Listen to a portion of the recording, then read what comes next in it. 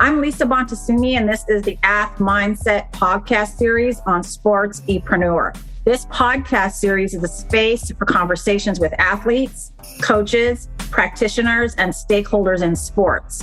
And it's where those individuals share their perspectives, experiences, and thoughts on mental health in sports. Eric Kazimoff of SportsEpreneur is generously hosting the AthMindset podcast series on his platform, as he deeply believes that these conversations are essential and deserve to be prioritized. This is the AthMindset podcast series on SportsEpreneur. SportsEpreneur, the content platform where sports, entrepreneurship, and mental health collide. If you are looking to start a podcast or create original content, you have to talk with the team at SportsEpreneur. I work with them and I vouch for them. It's that simple. Go to sportse.io to learn more.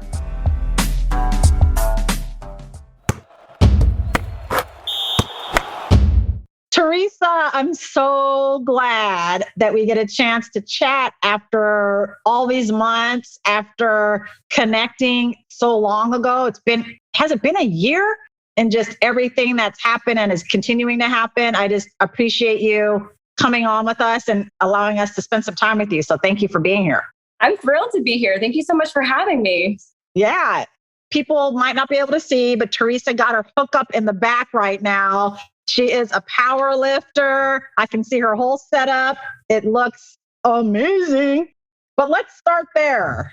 You are many identities, I'm sure. Teacher, wife, and others I don't even know about, but you are a high-performing power lifter. Tell me, at what level are you competing at right now? Well, if you want my totally honest answer, at the moment, my competition level is zilch. That's kind of a temporary status due to a couple of surgeries. But generally speaking, with powerlifting, the highest ranking you can really call yourself is elite or internationally elite. It's based off of a DOT score, formerly a Wilks score. So I guess you could go something by that. But I mean, regardless of score, I'm still relatively new to the sport. I've only been competing about 5 years. And when you're talking powerlifters who sometimes get their entire lives dedicated to it, I'm still very much a rookie in that regard. So I'm constantly learning from the best. That's amazing. I'm sorry to hear about your injuries. I'm sure you have a plan to mentally and physically continue to recover. But that's interesting. Powerlifting for 5 years is a short time. I'm surprised to hear that. It's the type of sport where when you're talking about speed, power, and strength development, it really goes through years of experience. You can tell the difference in kind of that. You hear the phrase a lot in strength training, like newbie games, where as you're kind of learning coordination, that type of development, just honing in on posture, positioning, and your technique throughout the list, you really get to blossom. And those types of skills take a long time to develop. So coming from somebody who had a really athletic background growing up, I kind of did a little bit of everything.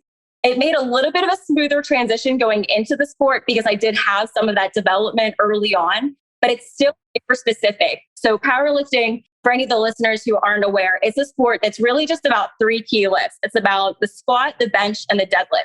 When you step on the platform, you get 3 attempts at each lift, and the goal is as much weight as possible. So we're talking about some pretty significant loads. It's really not uncommon for somebody in a smaller weight class like mine. I compete either at the 52 kilo weight class or the 57 kilo weight class, which is about 114 and a half pounds to 125 and a half pounds in that range.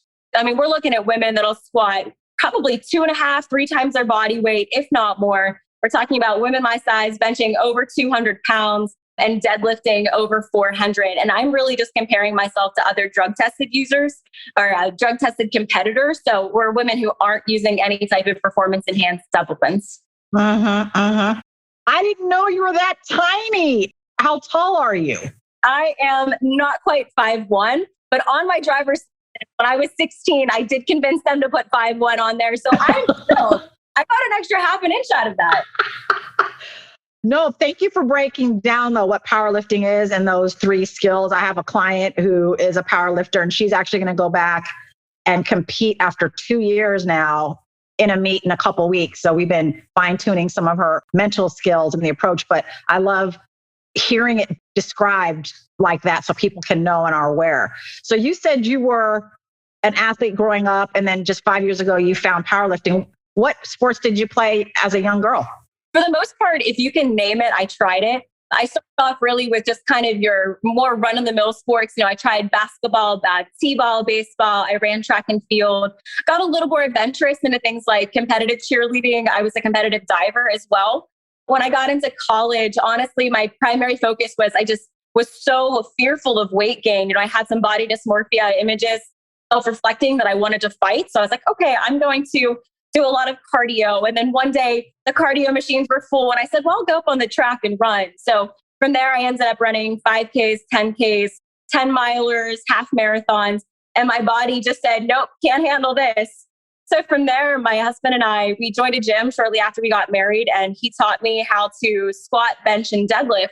So I was at this local bodybuilding gym, just kind of repping out some squats. And I think at the time, I was probably squatting around like 225, 245, which was about double my body weight. And I remember a gentleman came over to me and he said, hey, you really should consider competing. And I said, competing? And the atmosphere was all about bodybuilding. And I have so much respect for people who do that. But for me as an elementary teacher at the time, I taught middle school. So I was teaching kind of like adolescents. I didn't feel comfortable with the pictures and the posing. Kudos to those who do. It just wasn't. And so I said, no. I said, I love that you guys do it. I love seeing your progress, but I'm going to pass. And he said, oh no, I'm in powerlifting. And I said, what is that? So I more about it. I said, okay, I can do this. So I did my first competition. I think it was in January of 2016 or 2017, one of the two. And my husband looked at me right after and he goes, this is not the only one of these we're going to do, is it? And I said, no way. I was absolutely addicted from day one. So things kind of spiraled pretty rapidly. I did a few local meets, just kind of trying out the different federations. There are different federations for powerlifting that you can compete in. And after kind of trying out, seeing what I liked, I decided to primarily compete in USA Powerlifting, which for the majority of my lifting career was the number one most popular drug tested field in the country, with some pretty high international competition opportunities as well. So I did a couple local meets and I was set to compete in regionals. I had a bit of a back injury set me back and I didn't get to compete. And so about 2 months before nationals, I looked at my husband and I said, I actually qualified for nationals. Do you want to go? So we booked a trip across the country. We live in Pennsylvania. We're like, we're going to Spokane, Washington now. I think it was only my third or fourth major competition that was nationals. I actually qualified to compete at the Arnold Sports Festival for their Raw Challenge. So they called it like the A7 Pro Raw was the year that I was there. So things really went quickly for me. I just became totally focused on it. It was my be-all, end-all goal. It kind of consumed all of my thoughts. I was constantly focused on diet and training, and I was all in from day one. That's amazing. Like you've said so much in that little time, so I want to break some of it down. Absolutely. When you said body dysmorphia, you in your own journey have learned what that is and what that means. Break that down for my listeners about what is it for one, and how did it manifest for you back then? So I guess the way I see it is that body dysmorphia is kind of not seeing yourself for the way that others may see you. It's always that nitpicky and focusing on all the little things about your body that you wish you could change, as opposed to recognizing for what it is and what it can do, which ultimately, that's what it's about. We need to recognize our bodies for what they're able to do and perform for us. So at the time, having grown up and always been seen for my small stature, being 5'1", I always felt like I had this picture to uphold of how I wanted to present myself to others. That was my primary focus. I didn't know much about nutrition and quality fuel for my body at the time. So I was just kind of in that lost meandering of just wanting to have a body image that looked like this idealistic picture of what society says that women should look like. And it was a struggle at the time. And it's actually quite different from a different form of, I guess I shouldn't say different form, but a different manifestation of body dysmorphia and kind of regulation of eating and understanding as a weight class dependent athlete that I've gone through a couple of years. So that was a massive 10-year transition, kind of two manifestations of the same idea. No, that's so important to talk about for women who train, who compete, especially in your sport where there's a bulk that has to happen. I mean, you're building muscles. I mean, people, I'm looking at her right now. She's tiny, but she's dense. She's muscular. But I think that the societal pressure. How old were you when that body dysmorphia started to occur for you? Were you a teenager? Actually, no. I think being so involved in sports and so focused on performance that at a young age, it wasn't something that really kind of crossed my mind. It wasn't until starting college, you started to have these ideas of like the freshman 15, when everybody goes away, you're going to gain weight. Yep. And that fear really is what fueled it more so than anything else. So up until that point, I was great. It was right at that transition, probably about like 18, 19 years old, that I started to feel it. Yeah. And the fear is interesting. The fear of not being able to uphold that ideal look or body weight that society forces us to think about. And then you're in what was it, the way you talked about, like a calorie muscle kind of watching and counting kind of sport.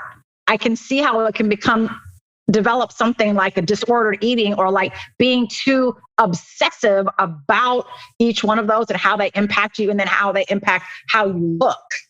I mean, that's complicated and complex. Absolutely. It's a very dynamic system that can be very easy to get stuck into. For years, I competed in the 57 kilo weight class, which to my understanding in most federations doesn't exist anymore. It's now a 56 kilo, so a little bit lighter. But I naturally sit in between two weight classes. So my body wants to be around 120, 122 pounds, which means if I compete against the heavier fields, I'm disadvantaged. And to cut down to that lighter weight class, 52 kilo, which I have done a few times, it's very difficult on my body. I have to be very strictly regulating what I'm eating, being very focused on fueling my body with the appropriate micronutrients, to the point that when I'm in a competition prep, I'm weighing my broccoli to make sure that I can make weight leading to competitions. It can be very intense. So it's this give and take dynamic. So I was actually just thinking about this the other day. I know that you're on Instagram. Have you seen the new feature they added that allows you to like tap in and respond to little questions that somebody else started? No, I haven't seen that. Oh, my personal favorite is the one where it's like, no lies, upload your favorite picture of your dog. I will do that one every single time. Yes, another identity of yours. You are a dog mom. Yes. I am a dog mom to Great Pyrenees, no less. So if anybody has Great Pyrenees, you know that they are bigger than me. Right. Basically polar bears. But anyways, this new feature, I recently saw one that somebody had shared that said something like, share a picture of you at your leanest, and kind of reflecting on this notion of recognizing the significance of kind of busting the myth for how many people are sharing their leanest photos. And yes, that is definitely something to be proud of when you work for that. But if you are in a mental state or a mindset where that's what it's all about, is just that look, that can be a really dark place for some people. And I know that's, so I shared a picture from when I had just finished a weight cut to get myself to competition prep. I was 112.9 pounds. That number is scarred into my brain. And my body hurt for it. It was not easy. And so I was quick to share that picture and just kind of put out there that for me, that was disordered eating. That was giving up on memories with my family. That was not getting to have dessert with my husband. That was sitting down to watch the movie with my family and not having the popcorn. And it's very difficult to find that line between living your life and also recognizing that I want to compete at the highest level possible. So it very much is a give and take, and knowing when to do it and how to do it. It's hard.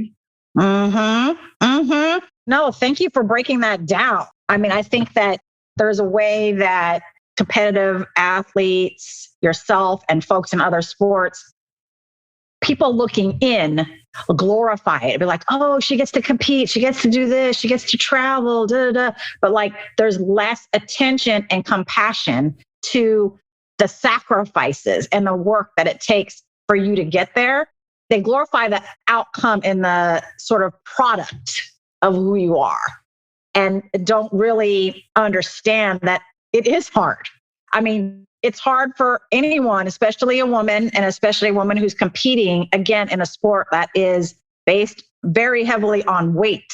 It's like a boxer, right? Because you compete in a weight class, or a wrestler, right? Exactly. And there's some variation where certain sports you can weigh in up to 24 hours ahead of time. And some powerlifting federations, you weigh in the day before, which gives you more flexibility to use strategies like water cutting if appropriate and you understand the involved. But with a 2-hour weight cut, you really can't do that. I mean, I've got 2 hours from the time that I weigh myself to the time that I'm on the platform. To realistically do that with any type of water cutting and dehydration, you risk serious, not only your actual performance on the platform, but there's some serious health concerns as well for understanding how you're on that. So that's not even an option in that regard. So you truly do have to kind of constrain yourself to reach whatever that body weight may be. And it can be a very difficult process for, especially, like you said, a lot of women. And I don't think enough people talk about it. Yeah. And I think the female triad is something that has been talked about more and more and is becoming more something that we talk about. And it could be a sensitive topic, but I think that you and I are right here with it. I mean, the other part of it is the disruption to the normal menstrual cycle that a woman has that people, again, don't talk about so much and aren't sensitive and compassionate enough to it. And it can be scary, frightening, and just confusing when a woman hits that where their period stops. Like, oh my God, what's happening? Or it's irregular, or there's a whole other level of stress that comes from that again, I think, is not talked about enough and is something that women risk. I want to say that they risk that happening. And then how do we get it back while still competing? Or do we not? Right. Exactly. And I think one of the things that a lot of people overlook too is that, and I've even had friends who have said this before, who are very competitive. They say, great, I lost my period. Finally, I don't have to worry about that anymore, because they see it as truly just that one event.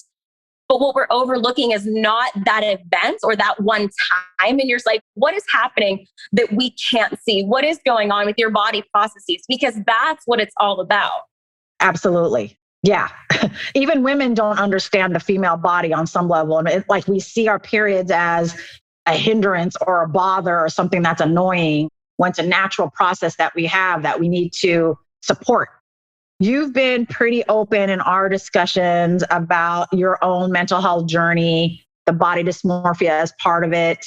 What do you feel comfortable sharing in this moment about your mental health journey? Pretty much anything. Honestly, I'm very much an open book. I think the most important thing is that kind of for me differentiating between when I think of mental health and when I think of emotional health. In one regard, and I'm not sure where I picked this up, somewhere from a book or a podcast or presumably both. But when I think about mental health, I think of chemical processes, diagnoses, things that are kind of beyond my control. But when I think of emotional health, I think of it as just like my everyday wellness. I'm going to work on my cardiovascular training. I'm going to work on my resistance training. I'm going to work on my nutritional intake. Well, I need to work on supporting my emotional health as well. So for me, especially in the past year, I've had a lot of things to kind of work through. So my emotional health, I had 2 pretty major knee surgeries in the past year, which I am currently out of competing while I kind of rebuild and reassess. I have a lifelong back condition. I actually suffered, it was called a pars fracture in my low back. It was at my L5-S1 joint. My spine fractured, and then upon impact, my entire spine shifted. You can actually write down my back and kind of feel that shift. Woo! Scoliosis and some disc issues as well. So I've had a plethora of health issues that have kind of plagued me throughout the last year that have really challenged me, not just this year, but previously, to kind of find the ways that I can work on supporting my emotions in the sense that I can cope with those things that I'm facing in my everyday life and still feel successful and still kind of be productive in my work life, my home life, and my academic life or training life as well for as an athlete. Yeah. Yeah. No, I've never heard it broken down like that. Mental health and emotional health. I mean, often conversations around like we all are born with mental health, just like we're born with physical health. And there are, just like in physical health, some genetic components, some things we're born with, like we're born with brown eyes. We can't really change that. If we're born with diabetes or we come into it or have a disposition for it, we have to learn how to cope with it.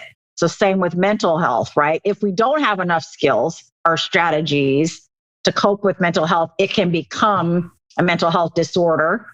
and be more serious and be diagnosable. But I like that on the day-to-day, the emotional health is how you sustain and maintain how you feel about yourself, how you connect, exercising those tools, doing those things. I know, since you're an open book, I will say, like, we connected a while back about therapy, and I was able to, and I'm so happy to have hooked you up with a therapist, given you options, coached you on how to interview them, and was really serious about, like, the list I gave you needed to be like, I had to vet it. I was not going to pass it on to you until I fully vetted it. So I know that you're very happy with your therapist. You're doing some great work, I'm sure. What is it about being in that process? And what is it that you like about having that person in your life? I think what it means the most to me is kind of having that outside opinion, but also recognizing that it's a person who in their field has the opportunity to help. So I'm an elementary teacher right now. I teach fifth grade stuff. And when my students have something that they need, whether it's an academic need for some sort of specific focus, they need something for addressing perhaps a learning disability, maybe they need something for a behavioral issue, whatever it may be, that's kind of my area of expertise where I can help them blossom and be their best version of themselves. But I'm also removed from their situation or whatever's going on with their friends, with their home life. That's not me. That's not involving me. So I kind of have that third person perspective. And to me, getting to work with a therapist is very much the same way. It's having that person who's able to step back, think more objectively. And again, this idea of like my emotional health, she's not going to have that emotional response to an event the same way that I will. So it allows me to step back and kind of have that rational thought process, looking back on it, that we can kind of encourage, discuss, and work through together. Mm-hmm. I love it. I love it. And I love being that person to people, to athletes. It's exactly that. Like, I'm not emotionally connected to your process, to your life. There's a sort of coaching aspect. I'm alongside the athlete I work with. And so I love the way you described it, like letting the professional in their area of skill and expertise help you in that area. You say that you love it. And I think so often there's this misconception that working with a therapist, like, oh, well, somebody's listening to you because you're paying them. Don't get me wrong. I teach my students and I get a paycheck for that, but I do care about my students and I do want to support them. And when I look at my students and I tell them that I love them, I mean that. And I know that as a therapist, like hearing somebody who's passionate about their job in the same regard, you do care about your clients as well. It's obviously a very different relationship from what we might have with our friends, our family members, and et cetera. But it's still that type of a relationship that you can build and continue to grow and able to help the other person. No, thank you for saying that. I think that, when people say, even like when we talked about it, how do you pick a therapist? How do you interview them? How do you shop around? I'm telling people that do you feel like, credentials aside, expertise aside, do you feel like you could relate and connect to this person as a human? Absolutely. Do you feel like you could build a relationship with this person? Yes. And something we talked about, why that vetting process, I love that you put it that way, why that's so important. You learn so much in a conversation with somebody. And the person that I ended up working with, it was kind of like a game of phone tag at first. I would call and leave a message and she would call me back and leave a message. And even in those initial interactions, you learn so much about personalities. And again, like we said, it's a real relationship. We have to pass that idea of, well, you're paying somebody for their service. Fine, that's true. But it's still a real relationship. And if the click isn't there, you're ready to move on and try somebody else. Now, that's why you said you gave me that list. I made so many phone calls in order to find the right. And good for you for staying with that process, because it can be rigorous with phone tag, insurance, blah, blah, blah. Yeah. I mean, if I wanted to be rich, it wouldn't be being a therapist. It's not about the money. It's about the opportunity to impact someone's life with the skills that I have, that I've trained. And I love that. I do. And so, I cry sometimes with my clients. They evoke me. Their lives are serious and meaningful. And I'm right there in it with them, as much as they allow and as much as our relationship is appropriate to at that level. But the general trust and rapport that's built at the beginning is really something that I co-create with the athletes I work with. And they take it the way they want to take it. And I'm right there. So it's just, I do care and deeply love my clients because they're doing the work. Y'all are doing the work. I just facilitate it. I'm going to have to get you. I have a sticker in my car that says I became a teacher for the money and fame. I feel like I need one of this for you as well. You're fully in it, to be able to kind of foster that relationship and to grow with it. It's incredible to hear it coming from your side of the table, so to speak, because it is all about that ability to find the technique that you know that a person needs and to be able to kind of present it to them in a way that they can then implement in their lives in order to reap the benefits of it. And you're doing that. And I love that. It's amazing to hear it, both as a client of a therapist and then kind of that teacher mentality, being able to relate with it. I love it.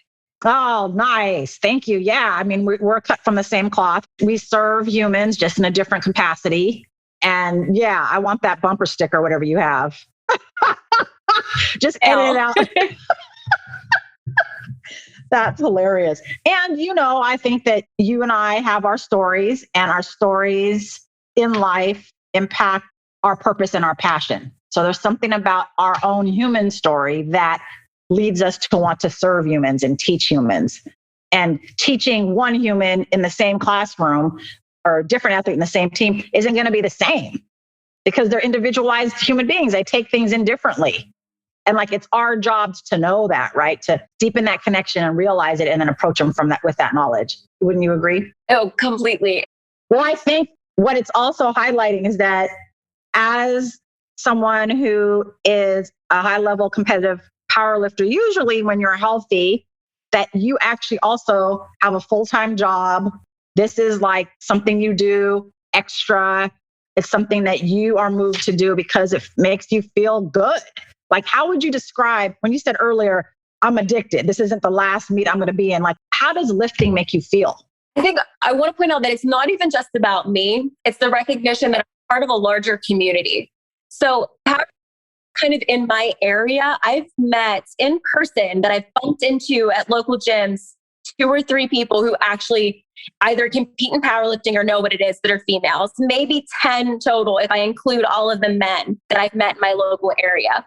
But once you go into kind of that competition atmosphere and you're surrounded by a lot of people that are able to share that experience with you, it's a sense of fulfillment and that it's not just you anymore. Yes, it's a you sport. Yes, you're competing for your best numbers, but you have others to share it with. So for me, especially as a teacher, where I spend a lot of time with just my students, the bulk of my day is spent with 10 and 11-year-olds, to have that type of community where I can connect with other like-minded adults is phenomenal. Especially, I am a 31-year-old woman and I compete in a sport and I don't have any children and I'm a dog mom. And in many ways, as a lot of my friends started to have families, we broke away where we started to have a lot of differences between us. So when I stepped into the powerlifting community and I found a lot of people that are like me, it was amazing to kind of give me that community back that I'd been missing. No, that's a really important differentiation. I think just because it's an individual sport, that doesn't mean you have a team or community around you. Sharing and supporting each other and encouraging each other, traveling together maybe to different meets, competing in different weight classes. I think that's really important to really point out. What do you think, if we talk about mental health being one of a few power lifters, but also one of a few female power lifters, what kind of feedback do you get from your family or friends? I know your husband's already got you, there's nothing wrong there, but have you had to handle negative feedback or persuasion to not do it? Or how has that been? I can only imagine that you have. So that's why I'm asking. I definitely have. Probably the biggest thing, and this is just the littlest thing, is kind of differentiating with people what I do. Like I had said, when I first started and somebody asked me if I wanted to compete, I was very quick to differentiate with bodybuilding. As an elementary teacher, we are held to a very unique standard as far as expectations. So sometimes my students learn what bodybuilding is and they'll come up to me and they're like, Mrs. Brown, are you a bodybuilder? And I have to, well, no, I'm not. So you probably, because there's some big local competitions, that's not what I do. So the first step is, of course, kind of educating and just kind of letting people know what it is that I do if they're curious. But my friends have been incredibly supportive. Even the friends that I've had since before powerlifting, once somebody's in your life for the long haul, they're in your life for the long haul regardless. So one of my dearest friends, I was actually a second shooter for her wedding photography business for a couple of years. And early into my powerlifting career, she actually came to my local gym and even like shot some cool pictures of me and things like that. Oh, that's awesome. Yeah, often my friendships and relationships have kind of morphed with it. And in fact, some of my greatest friends that I know I'm going to be hanging on to for a long time in my life, I actually met because of my involvement in strength sports. So that's been incredible. Probably one of the hardest things, though, honestly, comes back to that eating and that concept of making weight. I've given up my own celebration of my birthday and not had birthday dinners and birthday cake and things like that because of competing the following weekend. I've taken meal preps to like Thanksgiving dinners and I've weighed out my meals with my family. So things like that are particularly difficult, especially like I have an Italian family. So my mother's like, what do you mean you're not eating my big old plate of lasagna? Of course you are. Exactly. Well, that brings in, again, the food and that discipline and also the cultural pieces that we know, whatever culture we have food is a part of it. And there are favorite dishes that we have within our family that are cooked and ate and like part of that tradition. So like not being a part of it and coming to your own level of acceptance with that, I'm sure every holiday, every meal is something to consider there. Part of it is recognizing too, like what is an appropriate cycle? And for me, this has been really important. I was very all in when I first cut down from the 57 kilo weight class to compete as a 52. I would not deviate from my diet plan. I knew exactly what I was eating, when I was eating. I weighed every macro, every morsel. That's why I said like the broccoli, I would weigh my riced cauliflower to make sure I was eating what I intended to eat. But then this past year, I actually tore my knee. I had something that was called a bucket-handled lateral meniscus tear. So my lateral meniscus, the kind of the cushioning in between the bone inside the knee joint, it tore longitudinally parallel to the entire outside of my knee. And then not to be outdone, it kind of rolled up like a taco inside of the knee joint. Oh my goodness. Yeah, my leg was actually stuck in a bent position. Evidently, I have been having a kind of a weird issue with my knee my entire life. Evidently, I had that same tear kind of in and out ever since I was a teen. So as soon as I went to see the orthopedic, they immediately braced me in an immobilization brace. I had surgery a week later and I was totally non-weight bearing and immobilized for 6 weeks after that surgery. And so that I knew it was going to be a significant change. Like there's no escaping the atrophy that you're going to face with that prolonged of a period, being away from the sport. And I recognized that, okay, this is my time to step back. It's okay for powerlifting to not be my primary focus for my identity right now. It's not to say that it's not who I am. It's not to say that I wouldn't love to get back on the platform instead of just, sitting next to it, refereeing like I get to do now. But it kind of gave me that opportunity for that cycle and that ebb and flow. So at this point, I took a step back and I focused on living my life with my family. And I went on vacations. If my husband wanted to order pizza on a Friday night, I said, all right, let's have some pizza and beer tonight. It's going to be great. And kind of letting go of that need to hang on to my body weight and hang on to kind of that competition mindset. And so then I had a second surgery in August. And I said, okay, this is going to be an even longer break than I thought it was going to be. So again, I kind of regrouped thanks to my therapist again, who gave me so many strategies to get through these massive setbacks that I had last year. And again, I was able to kind of reframe and focus on those other more social aspects, those food related aspects. And I'm actually okay with it now. I can look at myself and I know I'm not my weight class. If any of my competitors want to listen to this, nope, I am not 52 kilos right now. So when I bet 200 pounds here pretty soon, I'm not doing it as a 52 kilo lifter right now. But that's okay. It's a part of life. And as much as I love this sport, it can't be my everything. That's just not sustainable. That is so powerful and important and inspiring for many that when there are injuries, it can be just as much of a mental toll and a physical toll on how you deal with that atrophy, how you deal with that ability to not be able to be with your community in the same way that is so important to you. So let's talk about what are some of those approaches, frameworks, or skills and strategies that your therapist talked to you about to help you with that. Because I think it's so healthy. It's a nice shift, knowing it's temporary. You can be another aspect of yourself right now. And there's nothing wrong with that. So if you could share, that would be great. Yeah, I'd be happy to. So to be honest with you, the primary thing that my therapist has done with me, because this is just what works, she knows that I like to be a very detailed and critical thinker. I'm actually looking at applying for doctoral school, finally going back and going for that third degree. I'm a very analytical person. So she's always turning the tide on me and kind of asking me questions. And for me, I'm able to kind of replicate that and ask myself questions. So like, let's say I'm looking back on pictures or videos from competitions, and I start to feel myself kind of sinking into that. I don't look like that anymore. I can't lift like that anymore. Who am I? I can step back and say, okay, am I helping myself right now or am I hurting? So what am I actually getting from this event? So kind of on one hand, giving me questions and strategies that I can kind of go back and ask myself. Another thing that we've done a lot of is kind of reassessing who are those people that are in my life? Like, who are those people that are in my corner 100%? No ulterior motives. No, they're not in it for themselves. Who are the people that are there to support me and help me? So we've done a lot of breaking down of those relationships from people who kind of come and go in your life.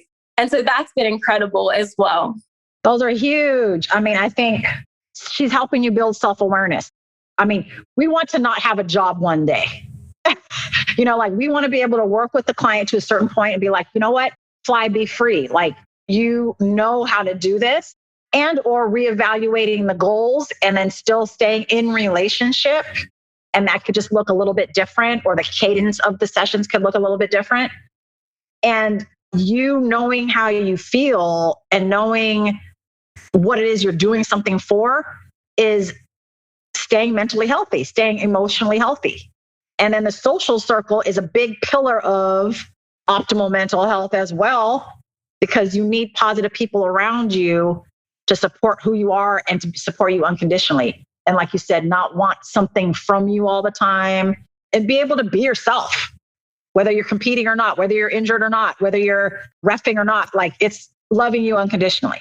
And so building that board of directors, sometimes I call it, or like your team behind the team, is so key. So she's doing good work. You're doing good work. I'm proud of that. It's awesome. It's really inspiring. Is there anything else you want to make sure you share today that we didn't really touch on? I mean, we touched on so many important concepts, your experience, your story. It's so inspiring. I just don't want to leave anything out.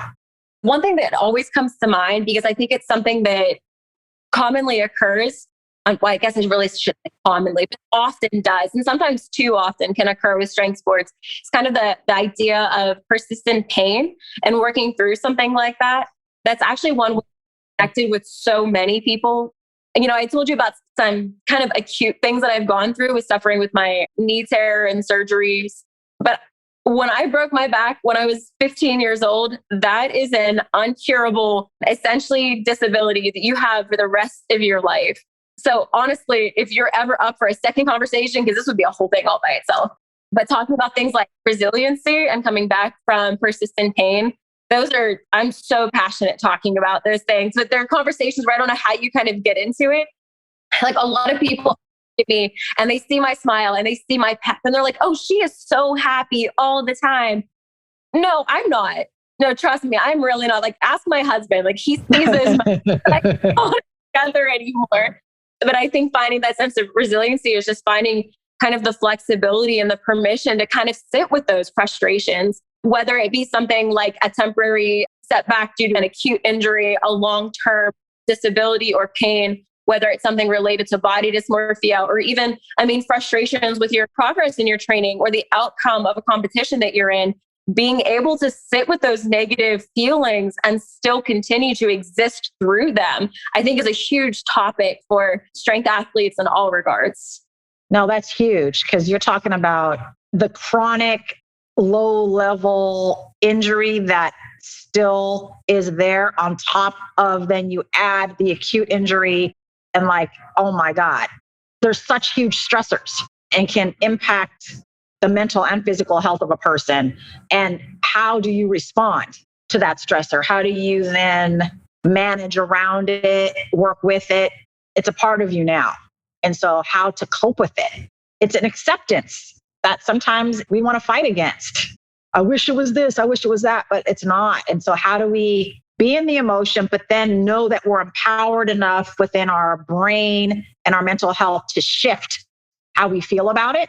Like one day we're going to be totally human and be like, this effing sucks. Like my back is killing me. And this is not how I want to be right now and how I want to feel, and realize that and be in it and be honest. And then when the time comes, before we start to spiral down, we can put in a strategy or technique to shift us from there with the help of our social circle, right? Yeah. And I think it comes to, that's where we talked about kind of finding the right therapist to work with to identify a strategy that works for you. Like I know that there are times where far too often I wake up in the morning, I'm already in pain. I can't even roll over or get out of bed.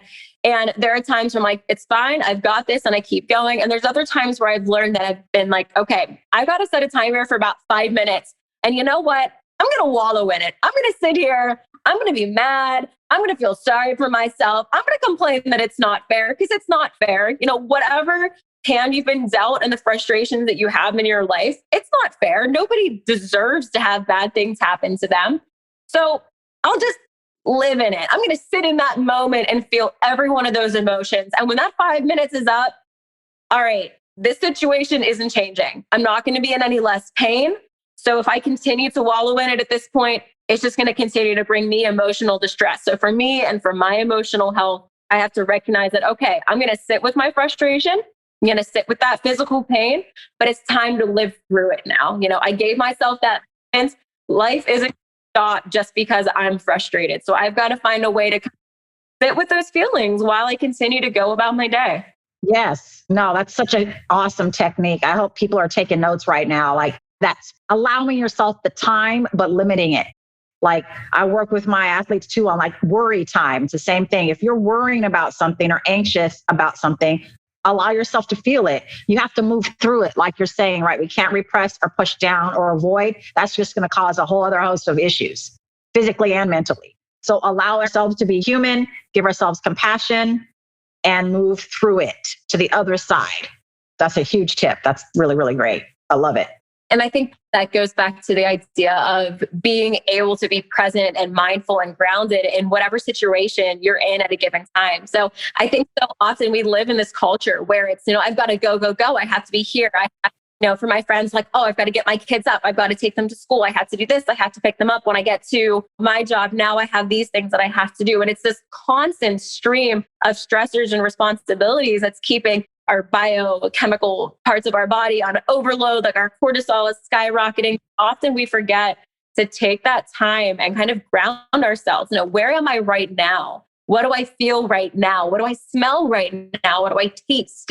Being able to be in that moment, I think so often can be the most beneficial way to help us to kind of get through those more difficult times by thinking about everything we're experiencing as opposed to the one hyper-focused issue.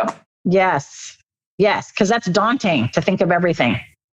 And in competition and in life, it's so important to be in the moment and to train our brains that it's okay to be in the moment, that whatever adverse emotions you might have, it's temporary. So yeah, we could talk for a whole nother, like when you messaged me earlier, it's like, wait, we only have like 45 minutes. We could talk about this. Should we start earlier? I was cracking up. We'll just roll with it and see where we go. Like, yeah, we should probably start at noon. That'll give us a good 7.5. We'll be fine. We'll get it all in. Well, Teresa, this has been not only super informative, but inspiring and fun. I appreciate you being here and sharing your story, all the ups and downs. It's important for people to hear that athletes who compete at a high level also don't feel good sometimes, also have to work on our mental health and emotional health on a daily, regular basis, that it's not to be excluded and that we might have to up it or change it when injury occurs, and that a social circle, supportive spouse, partner is super important. And I just really appreciate us getting to talk about everything that we have. Yeah. And thank you so much for having me on and getting the chance to talk with you. And of course, thank you for helping me find my therapist too, to help me figure out a lot of the things that I've gotten now the chance to share. I feel like an echo box here. So thank you. Yes, you're welcome. My pleasure. I will never turn anyone away from my time and energy who wants to find someone, because it's already taken you so much to get there to want to find someone. So if there's anything I can do to help, I'm happy to do so. And I'm so glad that I was able to, and that it's led you to where you are. And to be a small part of your journey is really special to me. So I appreciate it. One of my favorite things about our SportsEpreneur content platform is the opportunity to chat with amazing people in and around the world of sports. We hope you enjoyed the conversation. If you want to connect more, hit us up on Instagram at SportsEpreneur. Thank you for listening to this CADSource production, the SportsEpreneur podcast, the podcast where sports and entrepreneurship collide.